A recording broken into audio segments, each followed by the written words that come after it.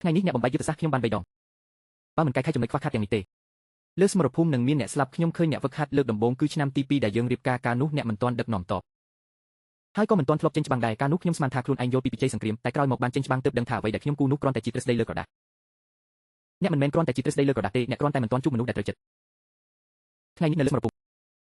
ធ្វើឲ្យខ្ញុំបានឃើញអ្នកពិតប្រាកដអ្នកមិនមែនជាចៅគូចេះតែចាញ់សឹក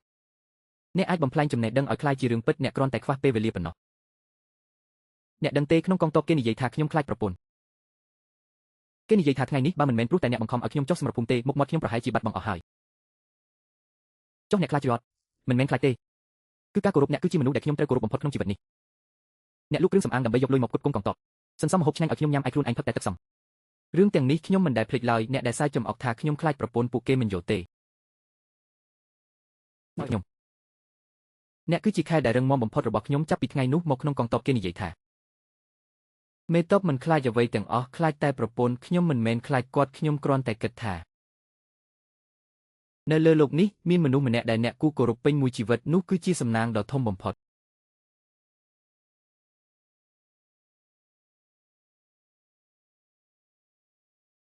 អ្នក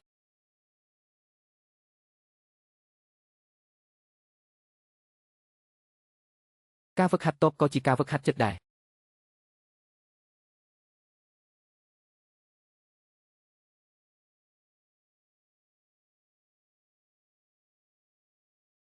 យប់ជ្រៅហើយហេតុអ្វីមិនទាន់ដេកលោកមេតបខ្ញុំចង់ហ្វឹកហាត់បន្ថែម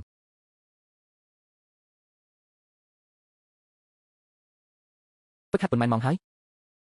ញ៉ាំបាយល្ងាចរួចក៏មកតែម្ដងរាល់ពេលហ្វឹកហាត់ក្បាច់ចប់មួយឈុតត្រូវប៉ះដើមទ្រូងខ្លួនឯងតើអ្នកកំពុងប៉ះអ្វីបងឆេនធីនិយាយថានេះគឺជាយន្តការពារបេះដូងឲ្យខ្ញុំសរសេរឈ្មោះមនុស្សដែលចង់ការពារបំផុតទុកក្នុងនោះថ្ងៃដែលពួកចោរវូកើចូលមកក្នុងភូមិឪពុកម្ដាយខ្ញុំស្លាប់អស់ខ្ញុំនៅកាប់អស់លើភ្នំពេលត្រឡប់មកវិញអ្នកភូមិស្លាប់អស់សោះតែមានចាំងម្នាក់ទេដែលនៅរស់គាត់លាក់ខ្ញុំក្នុងបន្ទប់ក្រោមដេកផ្ទះគាត់រាល់ថ្ងៃលួចបញ្ជូនអាហារមកឲ្យខ្ញុំក្រោយមកខ្ញុំរត់ចេញមកចូលតបគាត់ជូនខ្ញុំដល់មាត់ភូមិហើយនិយាយថាអាសឹងអញត្រូវតែរស់ត្រឡប់មកវិញមីងនឹងស្ងោររពងមាន់ឲ្យឯងញ៉ាំខ្ញុំខំហ្វឹកហាត់មួយលំពេងទៀតគឺមានឱកាសរស់នៅលើសមរភូមិកាន់តែច្រើនខ្ញុំមិនចង់ស្លាប់ខ្ញុំចង់រស់ត្រឡប់ទៅវិញខ្ញុំចង់ញ៉ាំពងមាន់របស់មីងចាំងទៀតរបៀបកាន់លំពេងរបស់អ្នកមិនត្រឹមត្រូវទេ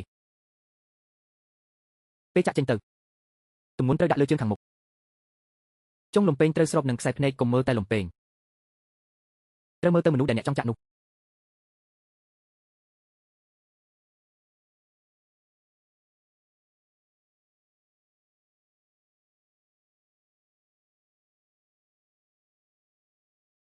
ល្អជាងមុនច្រើនអាសឹងហ្វឹកហាត់ឲ្យល្អអាសឹងកំពុងរងចាំអ្នកត្រឡប់ទៅញ៉ាំពងមាន់វិញ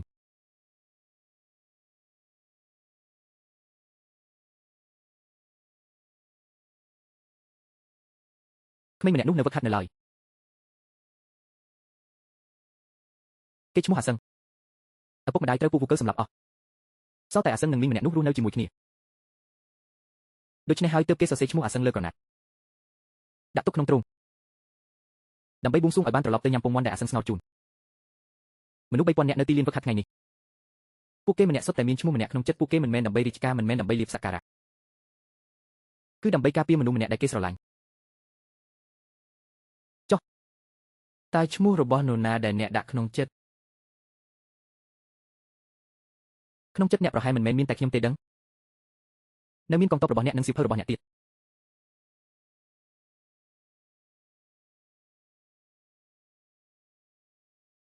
អ្នកហត់ទេកាលពីក្មេងឪពុកខ្ញុំបង្រៀនខ្ញុំនៅមេរៀនមួយការធ្វើជាមេតបមិនមែនដើម្បីសម្លាប់មនុស្សតែគឺដើម្បីសង្គ្រោះមនុស្សកាលនោះខ្ញុំមិនយល់ទេតែបច្ចុប្បន្នក្រោយឆ្លងកាត់សមរភូមិឡុងសានឃើញប្រជាជនទាំងនោះទើបខ្ញុំយល់ពីមេរៀននេះច្បាស់ដូច្នេះហើយខ្ញុំត្រូវតែហ្វឹកហាត់កងទ័ពដែលអាចការពារប្រជាជនបាន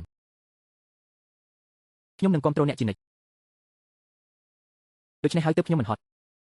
មានអ្នកនៅក្បែរខ្ញុំធ្វើអ្វីក៏មិនហត់ដែរ មេតបជីបាននិយាយថាពួកយើងមិនមែនជាទាហានធម្មតាពួកយើងគឺជាកងទ័ពត្រកូលឈីកងទ័ពត្រកូលឈីគ្មាននរណាចេះខឹង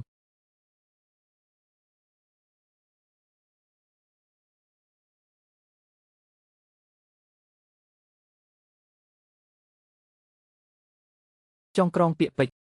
ចងក្រងពាក្យពេចន៍